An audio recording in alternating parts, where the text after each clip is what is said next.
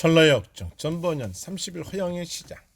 내가 말한 것처럼 지금 두 순례자는 이 시장을 반드시 통과해야 했다. 그들이 시장으로 들어가자 시장의 모든 사람이 동요했다. 도시 전체가 그들에 대해서 왁작지껄했다. 여기에는 몇 가지 이유가 있었다. 첫째, 순례자들의 입은 옷은 시장에서 거래된 옷과 달랐다. 그래서 시장 사람들은 순례자들을 뚫어지게 응시했다. 어떤 이들은 순례자들을 멍청한 자들이라고 불렀다. 어떤 이들은 미치광이, 또 다른 이들은 천억스러운 외국인이라고 말했다. 둘째, 사람들은 순례자의 일복을 이상하게 여겼을 뿐만 아니라 그들의 말도 이상하게 생각했다. 순례자 하는 말을 이해할 수 있는 사람이 거의 없었기 때문이다. 순례자들은 가난한 말을 사용했으나 시장 사람들은 이 세상의 사람들이었기 때문이었다. 그래서 시장의 이 끝에서 저 끝에 있는 모든 사람이 그들을 야만인으로 보았다. 셋째, 상인들이 두 순례자에게 불쾌하게 여겼던 것은 그들이 상품을 경시했고 상품에 전혀 관심을 두지 않았기 때문이다. 상인들이 순례자들에게 물건을 사라고 부르면 순례자는 손가락으로 귀를 틀어막고 내 눈을 돌이켜 허탄한 것을 보지 말게 하시오라고 부르짖으면서 하늘에서의 거래가 중요하다는 의미로서 하늘을 올려다 보았다. 한 상인이 조롱하면서 순례자의 움직임을 바라보다가 말했다.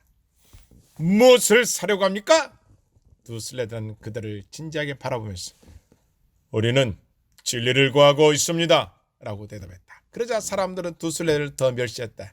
어떤 이는 순례자를 조롱했고 어떤 이는 비웃었으며 어떤 이는 꾸짖었고 어떤 이는 다른 사람들이 그들을 때리라고 소리쳤다. 마침내 소동이 일어났고 시장은 크게 시끄러워졌으며 모든 것이 혼란에 빠졌다. 드디어 시장 주인에게서 소식이 전해졌다. 그런 곧바로 자신의 가장 친한 친구 중 몇 명을 파견해서 누가 시장을 뒤집어 놓았는지 조사하도록 했다. 두 순례자는 조사받기에 끌려갔고 그들 앞에 있는 조사관들은 그들이 어디에서부터 왔으며 어디로 가며 이상한 옷을 입고 무엇을 했는지 물었다. 두 순례자는 자신들의 순례자이며 이 세상에는 낯선 이방인이고 천상의 예루살렘에는 자신의 고향으로 가는 중이라고 대답했다. 그리고 도시의 사람들에게 상인들에게 어떤 나쁜 짓도 하지 않았고 자신들의 욕하는 그들을 향해 자신들의 길을 가게 해달라고 말했다. 다만 어떤 이가 무엇을 사려느냐고 물었을 때 그들은 진리를 사고 싶다고 대답했다. 그러나 두 순례자를 조사하도록 지명된 자들은 그들을 믿지 않았고 그들이 정신병자나 미친 자에서 시장을 혼란에 빠뜨렸다고 생각했다. 그들은 순례자를 잡아서 때렸다. 진흙으로 순례자들을 더럽혔으며 그들을 철장에 집어넣었다. 두 순례자는 시장에서 모든 사람의 구경거리가 되었다. 순례자는 얼마 동안 사람들의 놀림거리와 악의와 복수의 대상이 되었으며 시장 주인은 순례자들이 당하는 모든 일에 계속 비웃고 있었다. 그러나 순례자들은 인내했으며 욕을 욕으로 갚지 않았다. 오히려 그 반대로 그들을 축복했고 나쁜 말에서 선한 말을 했으며 나쁜 말에 대해서 선한 말을 했으며 모욕에 대해서는 친절로 응답했다. 시장에 있는 어떤 이들은 순례자들을 더 주의 있게 관찰해보니 그들은 다른 사람보다 편견이 없었다. 그래서 이들은 순례자들을 계속해서 학대하는 것은 비열한 행동으로 비난하기 시작했다.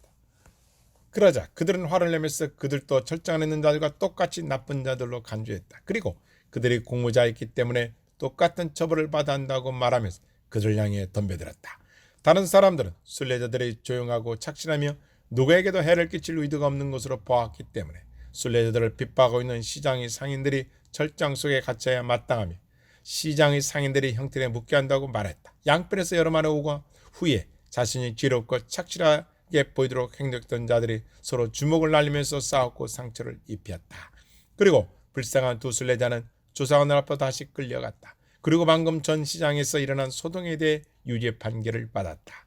조사관들은 두 순례자를 무자비하게 때렸고 채굴왕을 채웠으며 쇠사슬로 묶어서 시장을 오르락 내리락 하게 했다. 이것을 본보기로 삼아 다른 사람들을 두렵게 만들어서 누구도 순례자들을 위해 말하거나 순례자들 편에 서지 못하도록 하기 위해서였다.